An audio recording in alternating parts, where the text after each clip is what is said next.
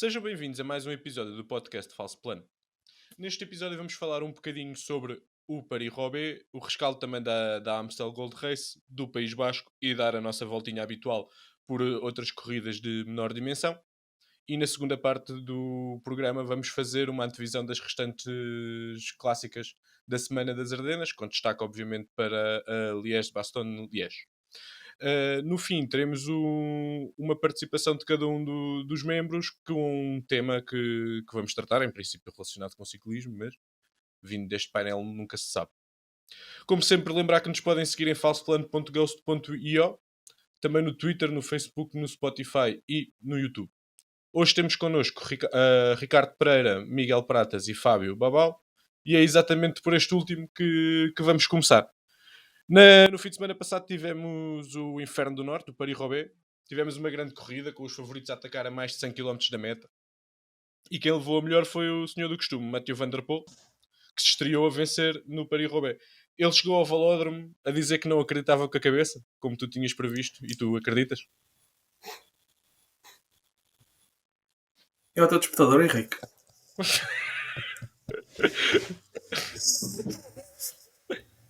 Não acreditas, achava que...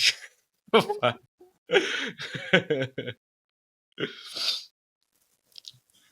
Bem, o Pratas não perdoa. Para quem nos segue no Twitter já sabe que eu ontem tive um pequeno compromisso inadiável que nos impediu de fazer a gravação. E os meus colegas ficaram à minha espera, mas eu estava num compromisso forte com a cama e estamos então a gravar com um dia de atraso.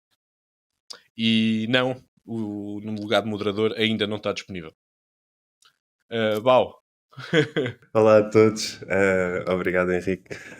Sem dúvida, Mathieu Van Der Poel a demonstrar que só Tadej Pogačar está ao seu nível neste momento em termos físicos.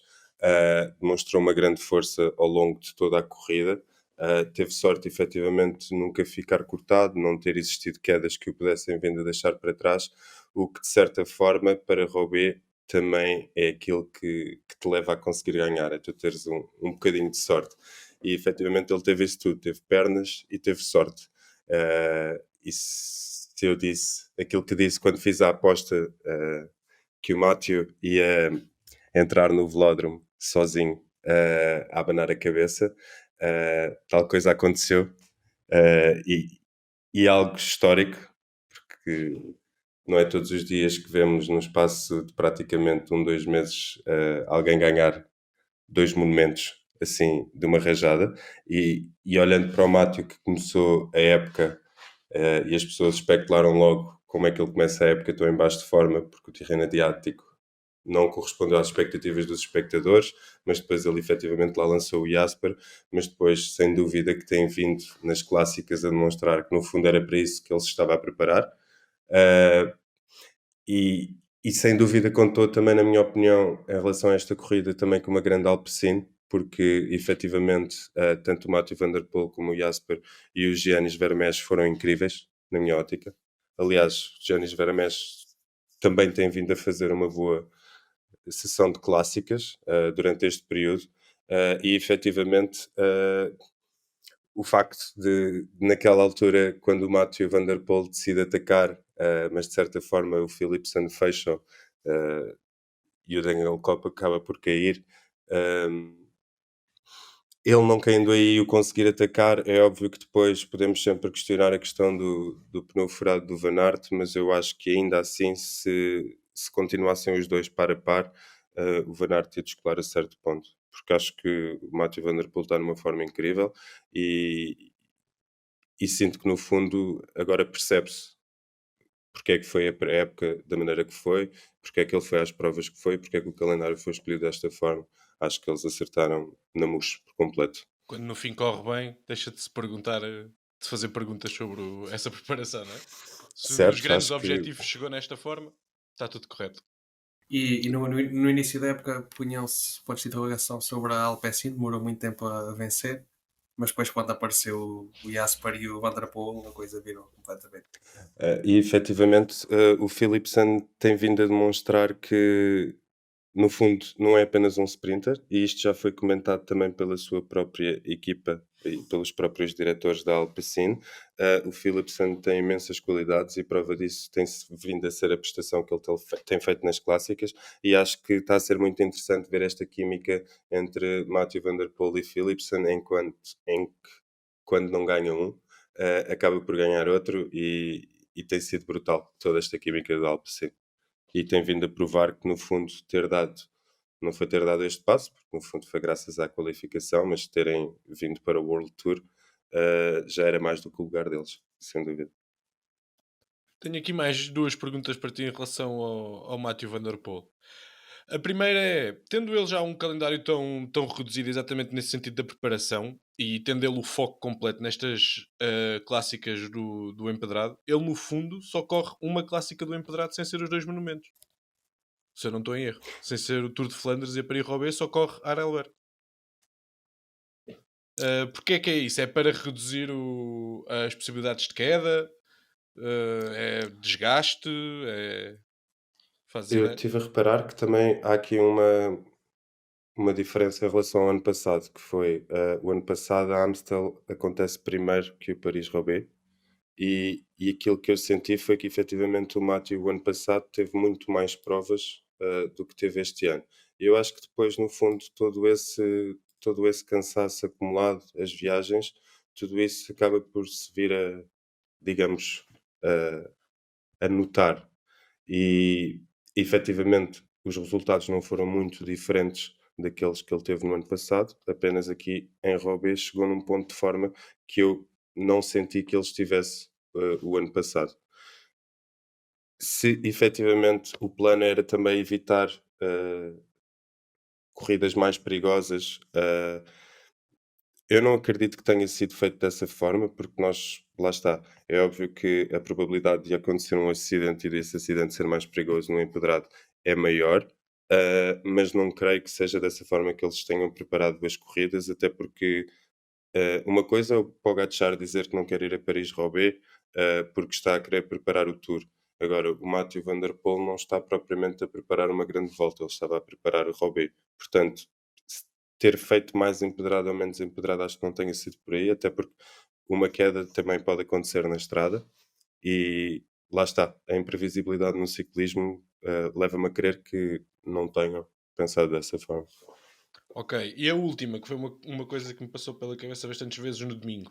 Se está nesta super forma e até já ganhou a Amstel, porquê é que não pode esticar mais uma semaninha?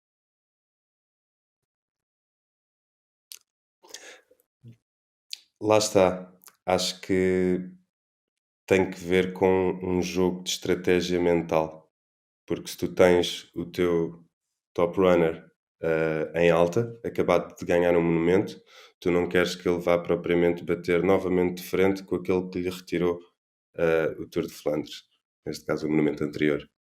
Ok, é uma Faz boa. sentido? Faz sentido para mim, faz todo Eu sentido. acho que é um bocado por aí, da mesma forma que tu vais ver agora em breve o primeiro embate entre Renko e Poga. Isto tem vindo também a ser, creio que, evitado, ou seja, eu acho que as equipas tentam proteger os seus melhores atletas, e eu acho que para um ciclista a confiança é um pecado. Isso não é grande parte também depois daquilo que vai ser o resultado dele na estrada. Porque um ciclista não confiante, e tu tens este exemplo do Jasper Philipsen, que o ano passado as vitórias não estavam a aparecer, e foi uma época meio que apagada, ou pelo menos não ao nível que ele nos acostumou. E este ano, a partir do momento em que as primeiras vitórias começam a aparecer, é um bocado como aquele efeito Cavendish há 2 anos. Bem, passando agora um bocadinho, saindo um bocadinho do tema de Matthew Van Der Poel, que até agora dominou e merecidamente o nosso podcast, dizer boa noite ao Pratas e pedir-lhe que ele fale um bocadinho do resto da corrida. Do grande azar que teve Wout van Aert, que parecia estar numa situação ideal para pelo menos disputar a vitória com o seu rival de sempre, e tem um furo no último dos principais setores de empedrado. Também a queda de Degenkolb, que nos estava a dar uma corrida, a puxar, a apelar à nossa nostalgia. E, e outras coisas que queiras referir acerca desta corrida, sem ser aquilo que já falámos, sobretudo a nível do Van Der Poel e da Alpecin. Boa noite ao painel e bom dia ao Henrique. Em relação ao azar do Van Aert, quer dizer, estava-se mesmo a ver a Jumbo a dominar nas clássicas todas, chegava aos monumentos e não conseguia manter o registro. E aqui neste caso acho que foi mesmo, tratou-se mesmo de azar. Acho que eles fizeram uma corrida muito boa. O Van Aert teve sempre bem colocado e sem trabalhar. Acho que fez uma gestão boa e teve o azar de, no fim, quando era o único capaz de acompanhar o Van der Poel, teve aquele furo naquela fase decisiva e pronto. E depois a cereja no topo do bolo foi perder o sprint para o colega do Van der Poel, até deu para tirar a foto. E acho que é o culminar daquilo que já se previa por parte da Jumbo. E enfim, os anos passam, ele continua só com o monumento e o Tour de Flandres e Paris-Roubaix cada vez fica mais complicado para o Van Aert, sendo que são os monumentos que lhe iriam assentar na perfeição. Deixam as qualidades dele no ciclocross com o Van der Poel, mas é o que é. A queda do Degenkolb para mim foi o pior momento desta edição. Há sempre alguma situação deste género nos últimos anos. Há sempre algum corredor que eu tenho especial apreço e acontece sempre alguma coisa. Neste caso, o Degenkolb, que tinha estado a fazer uma época em crescente, já numa fase descendente da carreira, em que já não é capaz de disputar as provas deste calibre. Aliás, ele já não é capaz de disputar qualquer prova World Tour, mas tinha estado a fazer uma temporada muito boa, sempre com prestações consistentes. Faz um Paris-Roubaix incrível, sempre ali bem colocado no grupo da frente e até um dos mais participativos. E depois acontece aquele azar, aquela manobra. Ele também se pôs a jeito e enfim, é o que é. E este corredor que já teve um azar gravíssimo na sua carreira, tinha aqui uma hipótese de, por exemplo, fazer um pódio que seria merecido e seria o reviver dos velhos tempos, mas é o que é. Ainda assim deixou uma boa imagem. Acho que não há muito mais a acrescentar ao que o Fábio também já disse. O Filipe Santos também merece aqui uma palavra de destaque pela época que tem vindo a fazer. No Tirreno já tinha limpado as 2 etapas. Nos 3 sprints ganhou 2, perdeu só um para o Fábio Jacobsen, não é vergonha nenhuma, é um dos melhores. E depois já tinha conquistado 2 vitórias na Bruges e na Schelder Pries, que é aquela clássica para os sprinters. E não tenho muito mais a acrescentar. Então saímos da Flandres e. Oh, Pratas, mas o que é isto? Agora não sou eu. Como não és tu? Para ver se acordas. É para ver se não Isto era adormeces em a meio caso do primeiro falhar. Epá, fogo! É para ver se não adormeces a meio do podcast. Epá, o Prata já estava à espera agora e não estava a contar com isto. Isto a partir do momento que estou acordado, estou muito ativo. A questão é só estar acordado. É para garantir que estás mesmo acordado. Estava a fazer aqui uma passagem espetacular a dizer que saíamos da Flandres e rumávamos às Ardenas e até te ia passar a palavra, Ricardo. Imagino. Mas E tu fazes-me isto. um gajo joga pelo seguro. Eu escolhi esta pergunta para ti porque acho que és das poucas pessoas que vai conseguir arranjar uma maneira de responder a isto. O que é que Pogacar não consegue fazer? Depois do que vimos na Amstel, depois do que vimos na Flandres. Ganhar o Tour ao Vingard. Mas vamos entrar aqui na parte do Amstel. Ganhar o Tour ao Vingard. Já ganhou pelo menos um. Agora não é capaz. Ok. Dizer que o que é que ele não é capaz de fazer, não é o que é que ele nunca foi capaz de fazer. Ok, está bem. Mas, vou aceitar essa como resposta. E pedir-te nesta então altura que da elabores época- mais um bocadinho sobre a Amstel. Nesta altura da época, ele é capaz de ganhar tudo. Acho eu. Talvez não fosse capaz de ganhar o Paris-Roubaix. Talvez. Mas das provas a que ele se propõe a ganhar, acho que é capaz de ganhar todas. Não vejo porque não ter todas as armas. Taca de longe, sprinta, sobe bem, anda bem no plano, desce razoavelmente.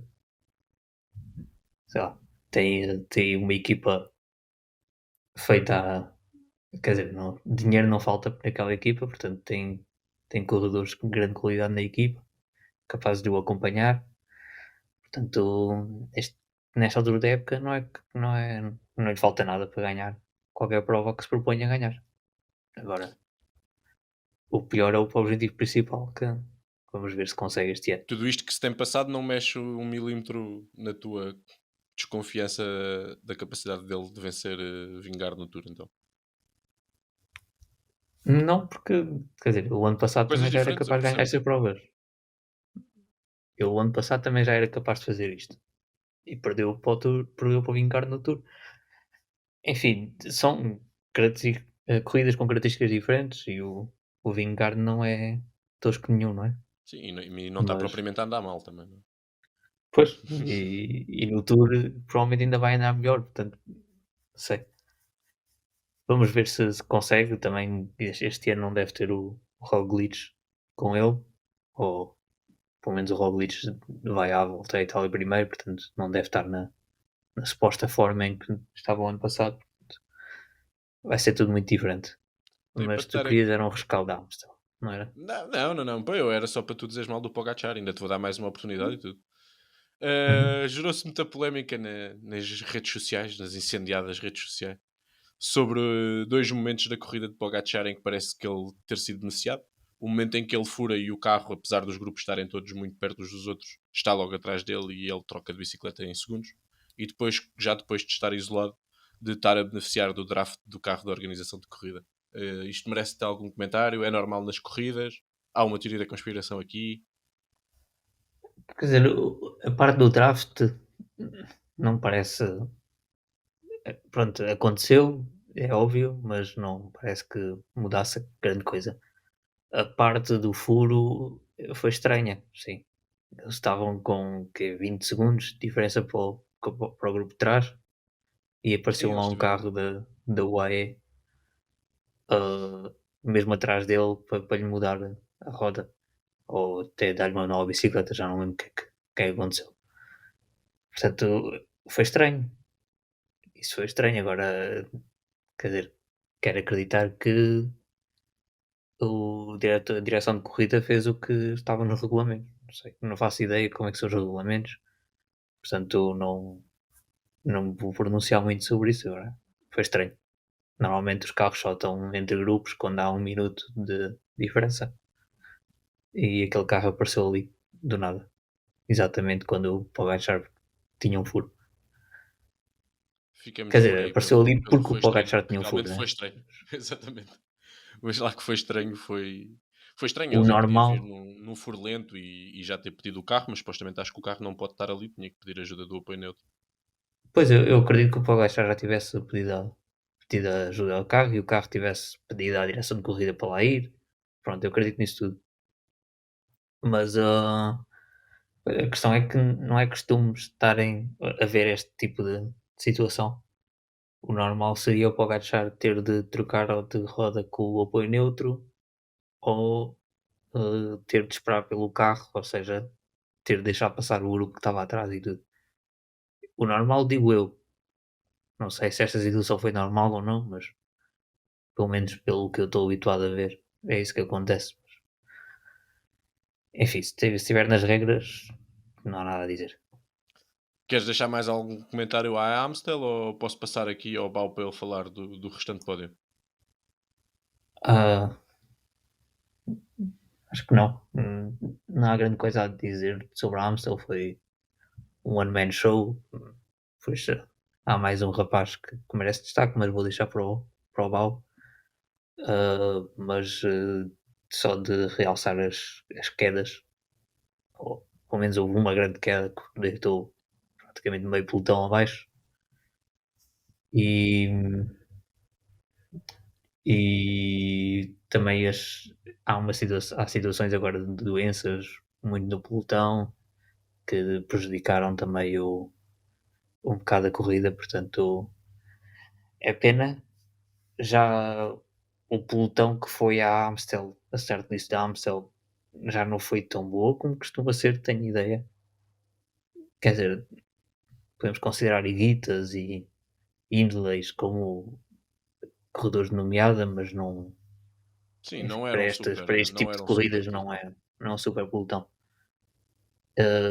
Portanto, enfim, é pena, não há Alaphilippe, não há. Eu nem acredito que vou dizer isto, não há Valverde. Ah, não há esses corredores de clássicas típicos que neste tipo de corridas costumam dar luta. Portanto, foi um bocado. Sabia-se à partida que era um bocado o Pogacar contra os outros e que ninguém tinha capacidade de prosseguir.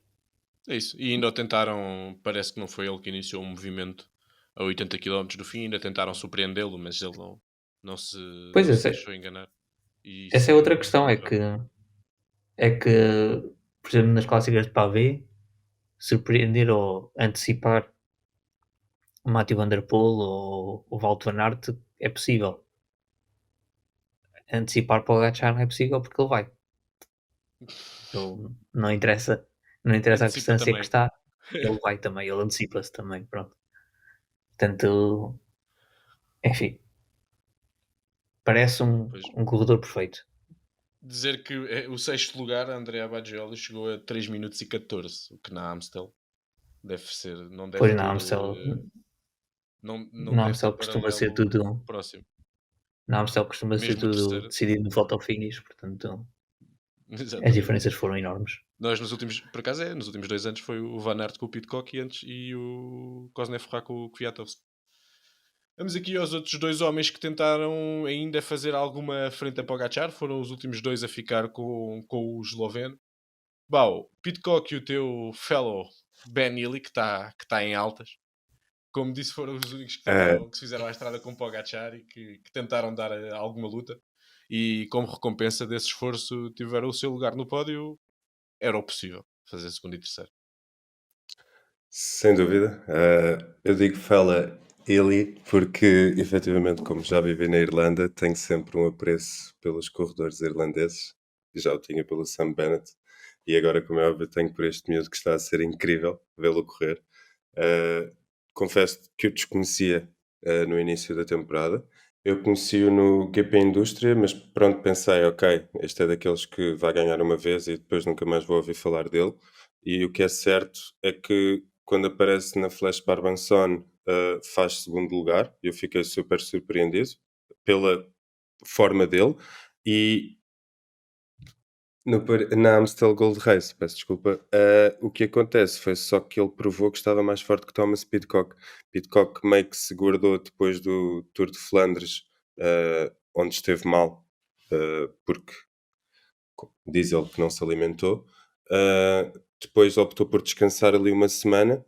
Enquanto isso, o Ben Illy estava a competir e só comprovou que não é igual a treinar e estar na estrada em competição e chegou à Amstel com uma forma superior à do Pidcock. No entanto, o Pidcock não me desapontou, porque eu estava à espera que ele fizesse um pódio. Lá está, só mesmo este rapaz, o Ben Illy, para não o deixar fazer segundo lugar. Mas gostei da postura do Pidcock, porque esteve sempre lá, respondeu a todos os ataques que pôde. Mas pronto, Tadej Pogacar não Eu permitiu a acho que o certa altura Pidcock para mais ninguém. pagou um bocadinho a ousadia de ter tentado mais ir com Pogacar do que Ben Illy. Naqueles primeiros momentos. O Pidcock só largou o Pogacar quando já não deu mesmo. E eu acho que o Ben Illy, quando vê o ataque do Pogacar, percebe logo que aquilo não é a corrida dele. E depois, mais à frente, acaba por tirar os dividendos dessa decisão. Sem dúvida. Aquilo que eu vi do Ben Healy na Flash Barbanson fez-me pensar e fez-me refletir o quão frio ele não deve ser enquanto corredor. Porque, embora, ok, o Godon ganhou nesse dia e porque foi superior no sprint, notava-se a paz e a tranquilidade com que o Ben Healy estava ali nos últimos metros simplesmente a olhar para ele, eu acredito que devia ser uma poker face, embora não existissem câmaras que o pudessem comprovar, mas fez-me perceber que ele deve ser daquele tipo de corredores que sabe a que lutas ir e tenta sempre o melhor resultado possível. Portanto, ele não vai tentar uma coisa que à partida o poderá prejudicar no resultado final, mais do que aquilo que ele já está a conseguir naquele momento. Não sei se me estou a fazer entender, mas é um bocado aquilo que ele viu ali foi, ok, eu aqui já tenho um pódio, enquanto o Pidcock foi tentar o troféu, o Ben Healy foi tentar, pelo menos, garantir o pódio. E depois, lá está, comprovou que estava melhor que o Pidcock, pelo menos em termos de gestão de esforço, e foi até ao fim. Ainda assim, acho que ele estava mais bem preparado fisicamente que o Pidcock. Deixando agora durante um curto período de tempo as provas de um dia, vamos até ao País Basco, onde tivemos a tradicional agitada semana. Mas desta vez o resultado não foi por segundos. Ainda há pouco vinhamos a falar que o Pogacar já está muito bem, mas o seu rival Pro Tour, Vingegaard, apareceu numa forma incrível nesta Istúlia. Prova que parece que gostava bastante, já não é a primeira vez que se bate bem aqui. Vence 3 etapas, para dizer a Roglic e Pogacar que também é capaz de dominar em provas de uma semana, mesmo num percurso que não era perfeito para ele. Pratas, esta exibição tão autoritária de Vingegaard surpreendeu-te? E eu pergunto isto porque a mim surpreendeu-me. Eu não estava à espera que ele, nestes muros espanhóis, me dominasse desta forma a concorrência. Epá, não A devia ter dito não vitória, devia ter dito espanhóis, desculpem, aos bascos que tiverem. a vitória final não me surpreende. Para mim era o grande favorito. Agora, ganhar 3 etapas com este percurso, isso sim, não estava à espera que ele conseguisse dominar dessa forma e num percurso que não era tão ao seu jeito, com subidas mais longas, com mais altitude. Ele no Gran Caminho já tinha dominado desta forma, mas era contra uma concorrência mais fraquinha, era o Errada e o Ruben Guerreiro, que são corredores de qualidade, mas que não estão ao nível de Gauduz e de Henrique Mas e Holanda, que foi uma das grandes figuras. E isto começa-me a chatear um bocadinho esta monotonia destas corridas por etapas de uma semana em que ganham sempre os mesmos. Parece que cada vez mais o domínio é dos 4 principais, do Vingegaard, do Pogacar, do Remco e do Roglic. Parece que até fazem o planeamento para não se enfrentarem. A exceção este ano foi o Paris-Nice, em que o Pogacar mudou até o calendário para ir desafiar o Vingegaard. Agora as outras provas têm tido sempre um vencedor indiscutível. Já tiveste Roglic Remco também, na Catalunha. Certo. E lá está. E quando eles se encontram, por norma ganha sempre um desses. Ainda mais fácil fica. Estive a ver aqui as últimas corridas do World Tour de provas de uma semana. Este ano foram sempre estes corredores que venceram-se. E o J-Vine. Exatamente, era aí que eu ia chegar. E o J-Vine ganhou no Tour Down Under, que quer dizer, é uma corrida que Não por conta. norma não vão os melhores. E pronto, como nenhum destes foi, obviamente não ia ganhar um deles. No ano passado já tínhamos visto uma coisa parecida, já tínhamos visto algo parecido, mas havia muito mais. Encontravam-se mais vezes, por exemplo, na volta ao País Basco do ano passado, o Vingegaard participou com o Remco e com o Roglic e quem ganhou foi o Daniel Martínez. A única prova World Tour em que um destes participou e não ganhou foi o Remco na volta à Suíça, em que ganhou o Geraint Thomas, e o Remco acho que acabou por nem ficar no top 10. Todas as outras corridas em que algum destes participa ganham sem qualquer dúvida ou Mas qualquer o ano passado ainda outro perderam fator 2 vezes, este ano não justifique. perderam nenhuma ainda, né? Este ano não. O único que perdeu foi o Pois. Remco, porque estava lá o outro deles. Sim, mas entre eles, dos que participaram, não perderam nenhuma. E eu acho que vai ser mais do mesmo, mas estive a ver já o calendário esperado até ao Tour, e as únicas corridas em que não está planeado ir nenhum destes são as duas provas na Suíça, a Romandia e o próprio Tour da própria Volta à Suíça. Duvido que algum destes vá, até porque são muito perto do Giro e do Tour. Todas as outras corridas são mais ou menos distribuídas. Vamos ver se o Pogacar vai trocar a sua volta à Eslovénia para ir desafiar o Vingegaard no Dauphiné. Eu acho que não, pelo menos o que diz lá na. Como está previsto o calendário dele a ir à Eslovénia outra vez. Bem que eu acho que já chega também, mas pronto, ele gosta. Acho que aquilo é tipo recreativo, team building. Vão todos, ganham todos e pronto. E vão para a volta à França com mais bem dispostos. Ricardo, em relação. Focámos aqui muito no Vingegaard e nisto tem sido o domínio dos 4 melhores voltistas, tanto 3 semanas como de uma semana, nas provas World Tour. Queres dar algum destaque a outros ciclistas, nomeadamente a Landa, que se apresentou muito bem? Já não a primeira vez este ano, mas talvez com a melhor prestação do ano, ser o único que conseguiu seguir Vingegaard em mais do que uma etapa. E Zaguirre, pronto, faz aquele pódio anual na volta ao País Basco. Godou e Mas, se calhar inclusivamente a desiludir um bocadinho, pelo menos a mim, sobretudo Godou. Faz-nos um bocadinho do rescaldo da corrida dos outros, digamos assim, daquilo que aconteceu no País Basco. Sim, podemos fazer alguns destaques. O Landa, como disseste, que está realmente a fazer uma grande época, e talvez a melhor época que eu já vi o Landa fazer fora, sem contar com resultados de grandes voltas. Portanto, atenção ao Landa para a volta à França, por exemplo. Uma volta à França com pouco contra-relógio, o Landa pode ser uma grande ameaça para o pódio. O Ionis Aguirre não precisa de destaque, é sempre assim na volta ao País Basco e nesta altura da época, mais ou menos. Godou e Henrique Mas, como disseste, a desiludir. Godou apresentou-se incrível no Paris-Nice e desde então tem vindo a desiludir. Henrique Mas, enfim, ele teve incrível o ano passado, o final do ano passado. Este ano já teve duas, três boas oportunidades de ganhar classificações gerais. Duas. Uma teve o Pogacar na luta, portanto não era bom para ele. Teve o Tirreno, que acabou por não correr bem porque a chegada em alto não teve o problema do tempo, ou do vento, ou o que é que foi. E agora na volta ao País Vasco desiludiu um bocado. Não deu sequer luta a Vingegaard.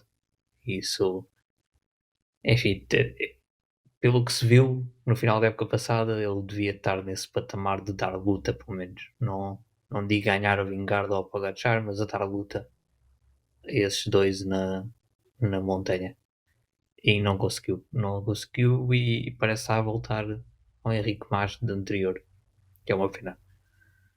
Depois, Higuita, que numas etapas desiludiu, noutras etapas depois ganhou uma etapa. Portanto, está um bocado irregular este ano. Não Também está houve uma com. chegada boa para ele que foi mandado ao chão, não foi? Ah, Pelo João Pedro Lopes. sim, com Na chegada. o tipo do apoio neutro. Também a ajudar um Exato. bocadinho. Sim. Pronto, houve essa chegada que não lhe correu bem por razões alheias a ele. Mas não sei, mesmo assim parece que em certas provas não anda. Pronto, parece que é talhado para essas provas, mas depois não consegue ganhá-las, é um bocado estranho. Agora na Amstel também não apareceu, portanto, enfim. Também já não é de hoje. Pois, está-se um bocado à espera que ele dê o salto, mas nunca dá, portanto, enfim, é estranho. Realçar também Félix Galo, que e mais agora na volta aos Alpes, no Tour dos Alpes, ou na volta aos Alpes, ou o que é. se destacou nas chegadas, principalmente nas chegadas com subidas curtas e duras. Portanto, está aqui um rapaz de 25 anos agora a aparecer para o topo do ciclismo mundial. Destacar também pela negativa Carapaz. E havia outro, Dani Martinez. Que... Skelmoze, não? Pelo menos a mim desiludiu-me bastante na última etapa. Talvez. Não me lembro bem o que é que se passou, mas talvez. Mas Carapaz e Dani Martinez não apareceram de todo. Portanto, não sei o que é que estes dois querem fazer da vida, mas o Dani Martinez tanto ganha uma volta ao Algarve, como depois não discute outras provas por etapas que devia estar a discutir. Enfim, o Carapaz, o que é que quer dizer? O Carapaz é aquele que um gajo só acredita nele nas grandes voltas, não é? É isso, acho que é aquele tipo de ciclista que aponta muito às grandes voltas e é pelo que fará nelas que a época dele é avaliada. Mas vamos os ver, indicadores não porque são ótimos. Até agora, não são. que ele também mudou de equipa e mudanças de equipa de vez em quando dão asneira. Portanto, vamos ver. Em relação aos não ciclistas de geral, Eiter ganhou a sua etapa, cumpriu. E destaque para Ida Schelling, que continua a sua época de grande qualidade. Ganhou a segunda etapa, deu continuação a uma época em que já tinha vindo a fazer alguns pódios, em etapas que acabam ao sprint, o que é quase uma novidade, um bocado uma novidade para ele. Ele tinha-se mostrado como aquele ciclista atacante das clássicas das Ardenas. Entretanto, o ano passado não fez nada de jeito e este ano, de repente, é assim um ciclista mais talhado para os sprints depois de algumas dificuldades. Portanto, bons olhos o vejam. Vamos lá ver se é para manter este tipo de performance nos próximos tempos. Vamos sair agora dos palcos principais do ciclismo.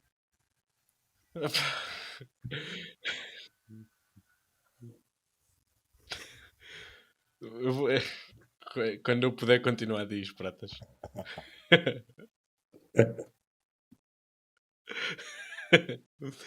E no cima tragam sempre as minhas passagens, pá. Estou eu aqui a preparar isto. Vamos agora sair dos palcos principais do ciclismo internacional para provar que o falso plano vai a todas, ou pelo menos a quase todas.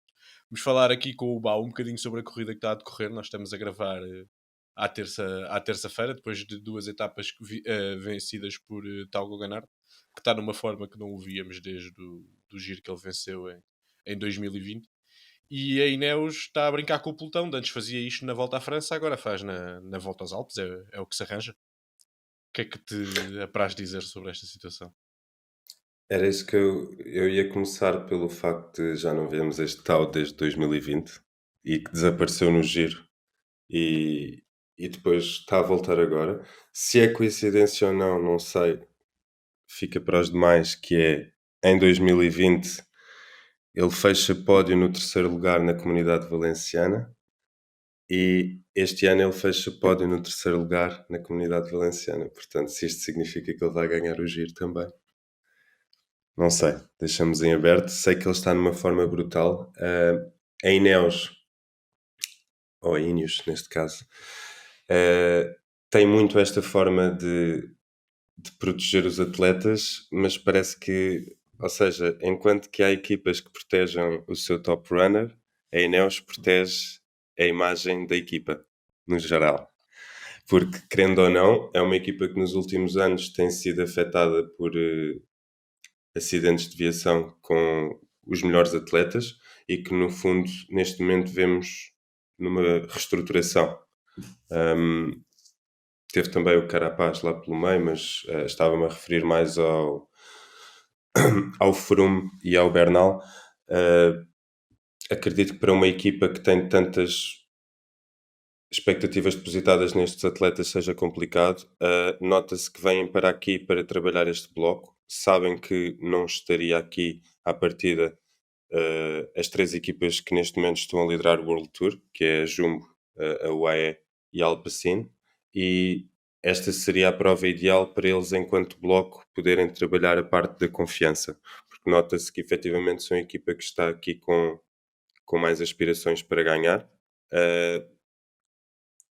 E hoje, um bocadinho graças àquilo que aconteceu ontem, que foi o Arensman não ter tido pernas para chegar até ao final com os melhores, hoje teres Arensman a trabalhar para Tau, nota-se aqui uma grande cumplicidade na equipa também.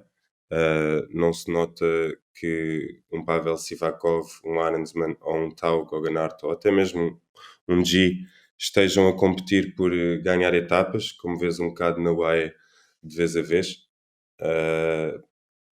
Não sei se isto é por não terem um português, mas pronto, passamos logo à frente.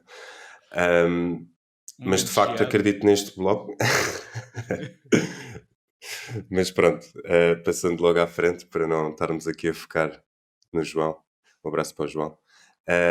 Sem dúvida que isto deixa um apetite especial para o giro, até porque lá está, não estava a contar com o tal Goganaert tão forte novamente, e ganhar 2 etapas foi ok, que é uma prova em que as 2 primeiras etapas são naturalmente para corredores da geral, mas ter tal tão forte em ambos os dias tem sido muito bom. Tem sido muito bom. E também deixo, neste caso, uma palavra de apreço para Cepeda, que o levei na Fantasy e está a fazer uma prova incrível. Olha, eu e Neus está-me a abrir o apetite porque acho que vai ser interessante. Nós temos 2 grandes candidatos no giro, não é?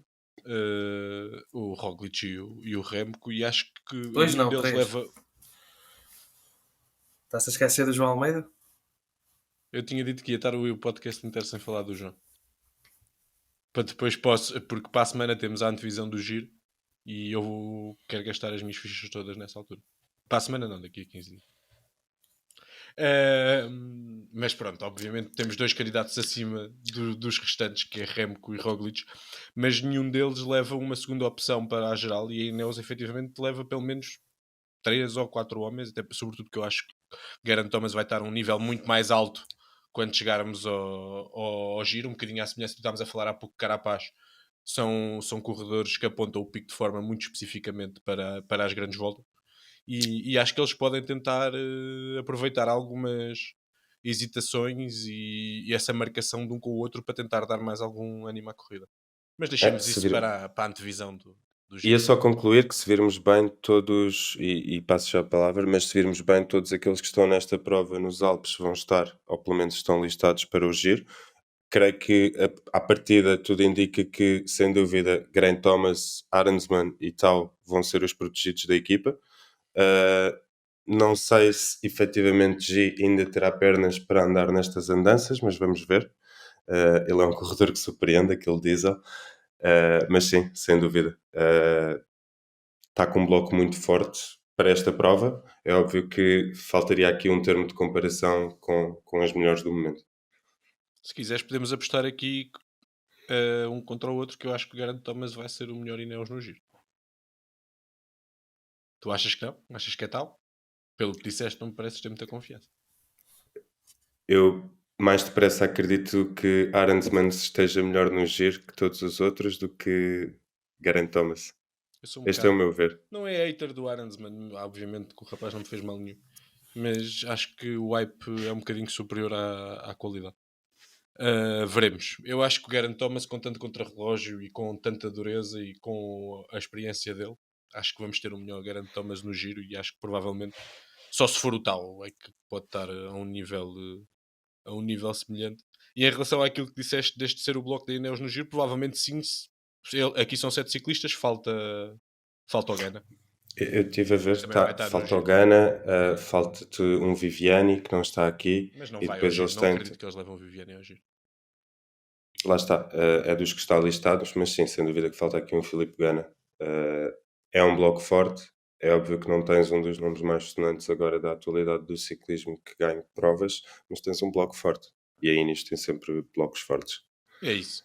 E para concluir aqui a nossa volta pelas outras corridas, aconteceu muita coisa nestes 15 dias desde que nós gravámos e desta vez vai ser o Ricardo que vai ficar a cargo de falar das outras corridas, nomeadamente a Volta à Sicília, o Michel de Brie, e a Liège-Bastogne-Liège Sub-23, onde tivemos uma desilusão antes da corrida sequer arrancar. Força, Ricardo. Sim, então, podemos começar pela Liège-Bastogne-Liège Sub-23. O Morgado não participou, portanto deixou de ter interesse. Ganhou o Bussato. Não vou falar muito deste nome porque há muitas panos que se podem fazer com isto, mas já ganhou também um contrato profissional com o Intermarché, portanto parabéns ao Sato, mas não tinha hipótese com o Morgado. Quanto à Volta à Sicília, o Lutsenko apareceu outra vez, reapareceu em forma, entretanto já confirmou a forma na Amstel Gold Race, fez top 5, penso eu, e quer dizer, é um bocado típico Lutsenko, aparece assim um bocado do nada, em grande forma, sem nada fazer prever, e entretanto já amelhou uma prova para a Astana, que bem precisa de vitórias. Houve a Classic Grand Besançon Dupes, espero ter pronunciado isto bem, ganha pelo Vitor Lafay, que vai agora disputar a Flash Wallonne e que é um bom candidato ao Mur de Huy. Houve o Tour do Jura Cycliste, mais francês, ganho pelo Kevin Vauquelin, que confirmou a boa forma nesta temporada, em que já somou uma vitória no Tour dos Alpes Marítimos, um top 5 na Etoile Bessèges, algumas boas exibições no Paris-Nice. Portanto, está aqui um ciclista de 21 anos de futuro, talvez a maior promessa em conjunto com Lenny Martinez para as classificações gerais francesas. E não sei se há mais alguma, Henrique. Não, houve mais uma ou duas provas Oh, do o Charles de circuito Prix. francês, mas Houve o isto Charles de fugia de Prix. tudo.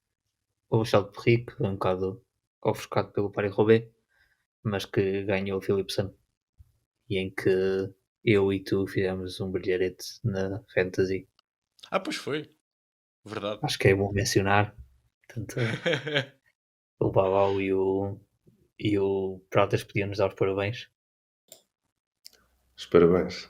Obrigado. Obrigado. Eu sei Obrigado. que estava a trabalhar e no dia não consegui ver a corrida. Quando abre a Fantasy estava em sexto. Fiquei em sexto, estava super contente e cheguei ao grupo e estava tudo a dar os parabéns a ti. E eu tipo, Calma, mas fogo. não. Hoje que eu faço sexto, alguém tinha que fazer melhor que eu. Calma, Mas mas eu não não era ouvi, preciso. não ouvi os parabéns do Pratas. Calma. Ele só tem galos e despertadores. Não tem pavões. Não tem pavões. Isto agora é a Feira das Vaidades, ok?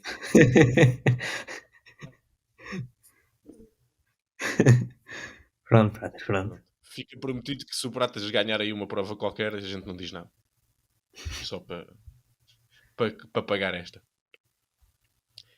Se já terminaste esta voltinha por estas outras corridas que às vezes nos dão nomes interessantes e que às vezes são a resposta para nomes que aparecem já em corridas maiores e que surpreendem o maior público, mas para quem anda atento, estes nomes já vão aparecendo em provas menores, como aconteceu com Ben Neely, por exemplo, que aparece agora muito bem na Amstel, mas que já vinha fazendo exibições que podiam dar a entender que poderia vir a acontecer algo do género. Passando à Flash, o episódio vai ser lançado já depois da realização da Flash, por isso vamos passar aqui pela prova de uma forma muito rápida, porque quando vocês ouvirem esta antevisão, vocês já vão estar a fazer um rescaldo, por isso fará menos sentido.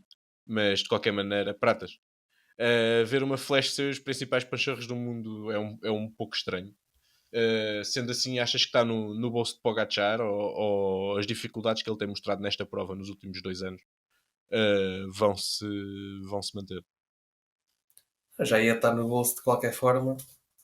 E então com esta start list acho que não há dúvidas agora. A questão é só saber se ele vai querer dar espetáculo e atacar antes ou se vai deixar emoção até ao final e ganhar a segunda nas Ardenas para depois no domingo fazer o hat-trick. Acho que a start list é mais fraca do que nos outros anos. Não há assim nenhum grande nome, não há nenhum Alaphilippe, não há nenhum Valverde, até mesmo o vencedor em título, o Dylan Tunes, também não está presente, o Roglic também não. Depois temos outros corredores como o Woods e o Cosnef Roy, que também não têm estado muito bem nos últimos tempos. Acho que o Cosnef Roy até tem estado aí doente. Acho que não vai haver grande emoção, mas claro, uma corrida destas que decide no fim, muita coisa pode acontecer e o posicionamento é importante, mas o Pogacar tem uma equipa muito forte, acho que vai levá-lo bem posicionado e acho muito difícil alguém conseguir derrotá-lo. Até vi hoje à tarde a odd do Pogacar para vencer é 1.6. É uma odd surreal no ciclismo. Mas pronto, vejo aqui outros corredores como o Henrique Mas também leva uma boa equipa, alguns trepadores que podem surpreender. Diz-me o Gaudu também é tentado com os problemas. E acho que para mim os maiores adversários serão o Henrique Mas e o Thomas Pidcock. Ainda assim, acho que não vai fugir a Pogacar. E só assim numa nota rápida, acreditas numa flash decidida antes do Murdui ou não? Eu não Acho me que lembro de ver nenhum ciclista fazer o Murdui sozinho. Ou a chegar sozinho. acho que não vai acontecer, mas acho que a probabilidade de acontecer é maior do que nunca. Ok. Acho que se o Pogacar tentar mais cedo, as probabilidades aumentam um bocadinho para o lado dele, porque lá está aqui, é muito imprevisível ali aquele final. Podes parecer que vais com muita vantagem e de um momento para o outro quebra. Já vimos isso há uns tempos com o Roglic e com o Alaphilippe, que o Roglic parecia que ia ganhar com uma vantagem já de alguns metros e depois aparece o Alaphilippe também com, com um histórico já interessante nesta prova, que já ganhou 3 vezes, é outra das grandes baixas. Mas eu acho que vai ser como nos anos anteriores, vai ser um passeio até à subida final. Ok. Passamos então ao prato principal da Semana das Ardenas, à Liège-Bastogne-Liège. Ricardo, quarto monumento do ano chega já neste domingo. Ao contrário daquilo que nos temos queixado, a start list na Liège já não falta de todo qualidade. O que é que nos reserva esta corrida? Acho que o grande ponto de atração, o grande motivo de interesse é ver o Pogacar contra o Remco, que não acontece muitas vezes. Portanto, é ver essas duas estrelas um contra o outro, ver quem é o mais forte. Acho que é mesmo esse a grande atração desta corrida. Depois lá existem outros que se podem intrometer, como um Pello Bilbao, um Godu, se estiver em condições. Sei lá. Eu ia dizer um Vlasov, mas da forma como o Vlasov tem estado, não parece. Um Benut pode surpreender, mas não Benili. acredito.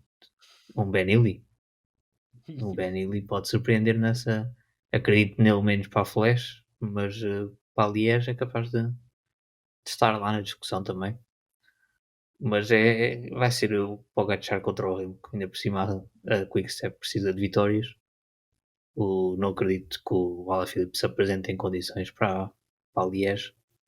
Portanto, o Remco vai ser outra vez a aposta, é o campeão em título. É difícil pensar numa situação em que o Remco ganha o Pogacar. Também era difícil pensar numa situação em que o Remco ganhava o ano passado. que é certo que aconteceu quando deixaram o Nilson Paulus na roda dele como, como quem respondia aos seus ataques. Uma decisão muito duvidosa do resto do pelotão. Mas não sei, se há ciclista que pode bater para o Pogacar neste terreno, esse alguém é Remco, que é um prodígio que quando se apanha a rodar a rolar um bocado sozinho, raramente é apanhado. Portanto, veremos se nos traz se a Liège nos traz esse duelo, ou esse duelo a sério, se acabamos numa situação em que estão só os dois num grupo e pronto, é ali fogo de artifício a ver quem é que deixa para trás, quem é primeiro. Mas não consigo ver mais ninguém a ganhar esta prova, a menos que chegue um grupo maiorzito com eles e sei lá, um Ciccone que parece ter uma boa ponta final, pode sacar uma vitória Sim, se o no grupo for Liège. maior, Pogacar continua a ser o favorito, mas as probabilidades de perder são maiores, não é? Sim, Pogacar ao sprint só não será favorito contra quem? Contra um Pidcock. Sim, eventualmente. Eu até diria que seria contra todos, mas realmente com o Pitcock. É ela por ela. Eu acho que Pogacar perdeu um sprint para o Gaudu ano passado. Não sei se pode ou não. Já não me lembro. Talvez não. Não tenho ideia. Há Talvez não. aquele Eu da Liège em que o Pogacar acaba por ficar em último do grupo, mas é porque foi fechado, não é propriamente. Não foi. estava na ideia que o Gaudu tinha ganho uma clássica no Canadá o ano passado. Mas talvez não. O Gadu ano passado ganha um sprint ao Wout van Aert, mas é um sprint Não, quem ganhou foi o Cosnefroid. coisa foi. Mas sim, dos outros ciclistas, num sprint com o Pogacar, talvez só o Pidcock é que me parece que pode ganhar. Talvez o Pelho Bilbao, não Mas eu sei, acho que o pode. Pogacar não vai deixar essa malta toda chegar com ele. Não é? Pois é um bocado difícil de pensar numa situação em que isso acontece, ainda para mais tendo o Remco Evenepoel também na corrida, né? Pois. Entretanto, são dois que gostam de atacar longe e que gostam de correr a corrida pela Sim. corrida e que gostam de puxar, não se escondem ao trabalho, portanto. E o É Remco, difícil. ainda mais que o Pogacar, tem essa necessidade de partir a corrida, não é? Porque se chegar a um grupo de 10, Pogacar continua a ter Pois. hipóteses de ganhar, Remco fica mais difícil. Uhum. Embora ele tenha melhorado no sprint, mesmo assim. Parece-me que Sim. não seria favorito. No caso de um grupo grande chegar, eu diria que só Pidcock pode ser favorito em relação ao Pogacar.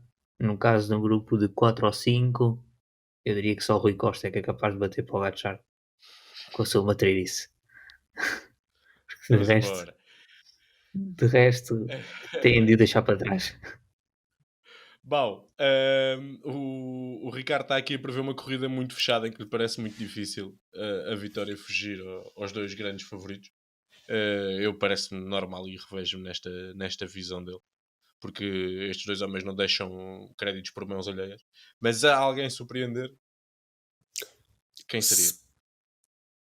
Lá está, o Ricardo já tocou um bocadinho em alguns nomes, dependendo dos cenários de da corrida, poderias ter um Thomas Pidcock que se efetivamente só teve aquele problema de alimentação, ele está a andar bem, mas tens, lá está, por mais que não possas ter aqui se calhar tanto entusiasmo para um vencedor, há sempre um terceiro lugar em disputa e há imensos candidatos, e isso é brutal. Ou seja, tens imensos corredores neste momento a andar bem, caso do Ben Healy, tens o Lutsenko que está a andar bem, o Kron, tens também o Izaguirre que também está a andar bem, o Mohoric já desconfiou um bocadito porque o mês de março já passou e ele a partir daí, no final de março, começou a vir por aí abaixo um bocadinho. Mas pá, sem dúvida que não os vejo a ganhar, porque de facto vejo isto ir para um Pogacar ou para um Remco, mas vejo de facto a conseguirem aguentar até certo ponto na corrida e se calhar até, também a dar um entusiasmo bastante interessante, porque tivemos, por exemplo, agora na Amstel, aquela luta constante entre o Lutsenko e o Kron, que foi até ao final. Deve ter sido aqueles que sofreram mais para chegar à meta, porque todos os outros foram chegando sozinhos, os que estavam, neste caso, à frente deles. O Pogačar chegou sozinho, o Willy chegou sozinho e o Pidcock também. Só os outros dois é que batalharam pelo quarto posto. E isto foi porque o engraçado, e já me estou a desviar um bocado do tema, mas foi engraçado porque o Kron estava chateado com o Lutsenko pelo facto do Lutsenko não querer trabalhar, e no final nota-se que ganha aquele sprint mesmo de raiva, quando já não estava nada em jogo, a não ser aquele quarto lugar e toda uma confiança de um homem. Eu gosto das tuas notas de psicologia, com que gostas de terminar as tuas intervenções. Acho que acrescenta muito. Tens mais algum nome ou podemos passar aqui às nossas apostas? Não, podemos passar às nossas apostas. Já toquei assim, no geral, em alguns nomes que podem vir a aparecer na corrida, não para ganhá-la, mas Então para vá, aparecer. fazemos uma volta que incluímos Remco e Pogačar e uma volta sem Remco e sem Pogačar. Pode ser? Podes começar tu, Bal. Desculpa, vais ter de repetir, isto agora foi muito rápido. Nas apostas fazemos, na primeira vez, apostamos em quem quisermos. Vamos apostar todos em Pogačar e em Remco, provavelmente, e fazemos uma segunda volta com o nosso principal outsider, o nosso Ok. primeiro nome Ok, que vemos agora já fora deles percebi. os dois. Diz. Tadej Pogačar. Ricardo. Ele não vai apostar em nenhum dos dois, só para estragar. Eu já estou a ver a cara dele. Rui Costa. Pronto? Rui Costa. Pratas. Pogačar. Pogačar também. Isto realmente não há unanimidade, porque pronto, o Ricardo é do contra. Val.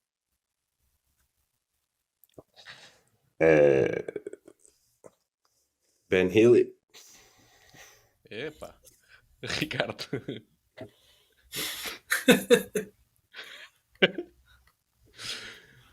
Agora, teoricamente, tens que dizer Rui Costa outra vez, a bem da coerência, mas tu é que sabes. Porquê?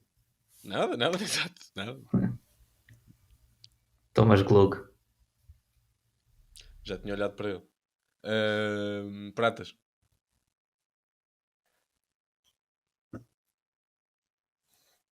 Vou no Lutsenko.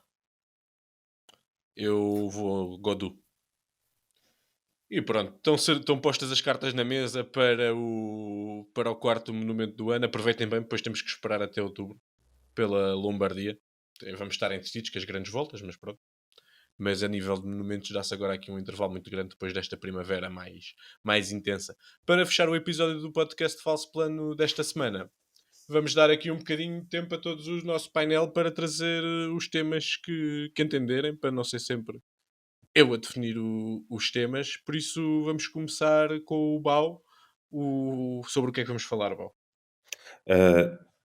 Acima de tudo, o tema que eu trago hoje é um bocado lenha para a fogueira, não é? Como é óbvio, mas tivemos no Paris-Roubaix aquela queda do Degenkolb, com o Jasper Philipsen e com o Mathieu van der Poel ao barulho, e eu depois de ter visto as repetições, não sei até que ponto é que o Philipsen não quis mandar o Mathieu ao chão para tentar ganhar aquilo. Muito bom. Óbvio que agora já não veem isso, vem aquele segundo classificado que está a fazer tudo parte do plano. Agora, das duas, uma, ele estava cansado e quis ir para a borda para descansar, ou efetivamente ele teve de ouvir uma roda ali a correr perto, porque ele encostou-se efetivamente para a direita, e se aquilo tivesse acontecido perto de uma linha de meta, provavelmente o Philipsen teria sido desqualificado. Óbvio que não aconteceu, mas não sei. E festejou a vitória do Mathieu van der Poel para disfarçar. Foi óbvio. Estás a ver? Tudo o que é tão descarado parece estranho. Mesmo. Já que falamos nisto, eu gostava só de destacar um momento que não me marcou, mas eu gosto muito desses momentos no desporto, que é aquela imagem do Degenkolb, que já ganhou tudo, ou pelo menos já ganhou 2 momentos, a chorar compulsivamente no chão. Nós muitas vezes parece que eles são máquinas, ou que já ganharam, ou que não querem saber, e isto A mim aquece-me ver o quão eles querem estar bem. Val, queres alimentar mais alguma coisa da conspiração? Ou... Não, ia só constatar que aquilo que tu falaste é bem verdade, mas pelo aquilo que eu vi do Daniel Cole na Figueira e pelo à vontade que ele teve em falar com vocês e de mandar aquele vídeo para o Diogo, achei brutal e senti efetivamente, ou seja, parece que houve mais empatia naquele momento do que se tivesse sido com outro ciclista. Sim, claro. Nós, para quem não sabe, nós falámos com o Degan Kolb quando estivemos na Figueira e para além da pequena excerto da entrevista que nós partilhámos, nós temos um dos nossos colegas que não se apresenta aqui, mas que faz parte do projeto, não pode assinar e não pode participar por questões profissionais de exclusividade, mas até assina como o Diogo Kolb, por ser fanático pelo Degan Kolb, e o Degan Kolb teve a gentileza de fazer um vídeo para ele que nós não partilhámos porque não era essa a intenção. Ricardo, o teu tema da semana. O meu tema é Christophe. Christophe é o ciclista perfeito das fantasies. Porque Christophe Porque sprinta sempre. sprinta sempre nos grupos em que está. E ganha sempre o sprint no grupo em que está. Portanto, seja a lutar pelo 50º lugar ou pelo 11º, Christophe sprinta sempre. Portanto, escolham sempre Christophe na Fantasy porque ele vai dar pontos. Ele faz questão de dar pontos. Se calhar ele próprio leva-se a ele na fantasy, por isso é que sprinta sempre. Acho muito bem e Pode ter a ver com isso. continuo e pá, é pena estar a ficar velho. Pode ser que fique mais barato. O Valverde não ficou. Foi caro até se retirar. Pratas. Eu queria só colocar aqui a discussão sobre a exibição do Mikel Bjerg nas clássicas do pavé, visto que já há alguns elementos do falso plano cujo nome começa por H disseram que a sua exibição no tour passado tinha sido uma coisa completamente anormal, não faz sentido nenhum. Epá, E queria só que me desse a tua opinião. Michael Bjerg é um grande ciclista, mas não é suposto desfazer um pelotão a umas 15 unidades na última semana da Volta à França. E achava que não íamos trazer esta discussão do Bjerg e do McNulty aqui para o podcast. Queria só recordar que este corredor foi tricampeão mundial de contrarrelógio de sub-23, portanto ele tem qualidade. Pois tem, eu não estou super surpreendido do que ele fez Acho que tinha todas as condições para fazer. O que ele fez nesta clássica do pavé. Mas a provocação que tu me estás a fazer, para dar um bocadinho de contexto, que isto é conversas que nós temos entre nós. Há uma etapa no ano passado em que Michael Bjerg e McNulty destruíram completamente o pelotão do Tour e eu disse que o que estava a passar era uma anormalidade e que era inacreditável. E tive nesse dia uma discussão com o Pratas para aí de uma hora. E com o Ricardo também, não sei se com o Ricardo também, mas pelo menos com o Pratas, sobre a Sim, qualidade sim. ou não desses. E eu desses concordo ciclistas. contigo, Rico. E pronto. E ficamos por aqui. E entretanto, o McNulty esta semana fechou pela primeira vez top 10 numa prova por etapas do World Tour, que era outra discussão que nós tínhamos recentemente. Veja-se bem o feito. O feito, é verdade. E foi numa corrida sem chegadas em alto. Mas... E naquela etapa chegou com Vingegaard e Pogacar. Numa etapa de alta montanha. Foram os três, não sei se ele chegou mesmo ao pé deles, mas não chegou, mas foram os últimos três. Exatamente. Ele a puxar o pelotão sozinho, ficou só atrás dele o Pogacar e o Exato. E não sei qual é que é a relação que o Prada está a ver entre desfazer um pelotão numa montanha e as clássicas do pavé, mas